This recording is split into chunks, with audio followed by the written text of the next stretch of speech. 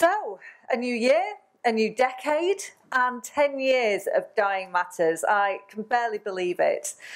We've done so much over the past 10 years, and we've done a lot about talking about it and about the conversations that we need to have. But we felt really stronger this year that we wanted to focus on the other side, about dying to be heard, and talking a lot more about how we listen and how we open up that social space for people. Because I don't know about you, but what we hear an awful lot is the social isolation that people feel when they're grieving or when they're confronting death and dying, whether it's their own death in the future and their own fears or grieving. And we worry a lot, don't we, about societal norms and what it's okay to say. And when we are listening, sometimes we don't know how to listen or how much space to give people or whether we should talk about our own experiences. And so I think this is a really good opportunity to share some of our knowledge, to open up the discussion and to find out how people are dealing with all of this and what people want to say and what it's helpful for them to say. Because we want people to be able to say, for example, I'm still grieving 5 years on. If they are, they need to be able to say it. We want people to be able to say when they're frightened about something or whether they want something to be a little bit different. We've just been having a great conversation, for example, about this. Is it a growing trend that people might want to have their own funeral before they die? How would people feel about that if they got an invitation? It's all still very strange, but we know that there will be a significant number of people who want to do that.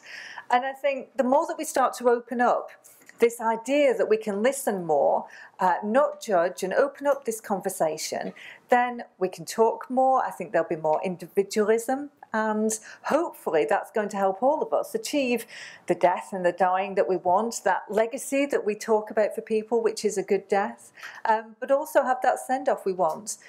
Because one of the things that I always say to myself is that dying is not the opposite of living.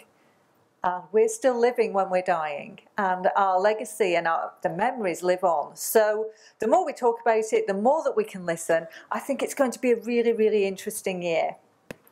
Now, we know that we're still focusing on some of those practical things that we can do. So we still want to talk to people about making sure they write their will and they talk to people about their plans and their wishes and financial planning and all of the things. So that hasn't gone away this year. We're also thinking as well, as we always do, about the creativity, and there's so much of that went on last year with the 400 plus events that happened up and down the country, and I'm really excited to hear more about that, and we're going to be talking about that a little bit later on as well in the agenda, when we've got Brum Yodo talking to us about some of their plans and events.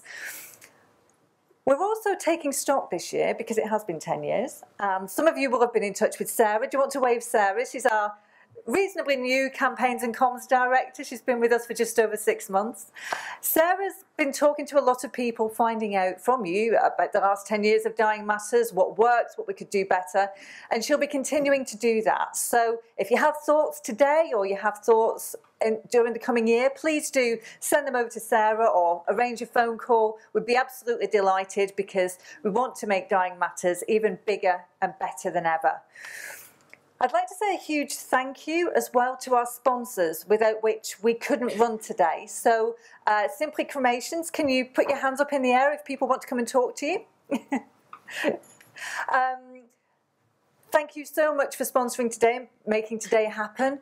We've also got some fantastic speakers lined up, and they will be around for some of the day as well, so you can catch up with them in the breaks. Just after this, we're going to be launching a brand new report on funerals and wishes. So that takes on from the theme I was talking about in terms of how people might want to do all of this a little bit differently. And it's a worldwide premiere, so nobody else has seen this information before. So really looking forward to that. We've got our old friend Mohammed Omar, who many of you will know, talking about the Gardens for Peace and looking at that from a different angle as well. We've got Jane Harris here again, really looking forward to hearing from you. And we're going to be helping you a little bit with the practicalities as well this year. So without further ado, I'm going to stop talking because I'm really excited to hear the content of today. So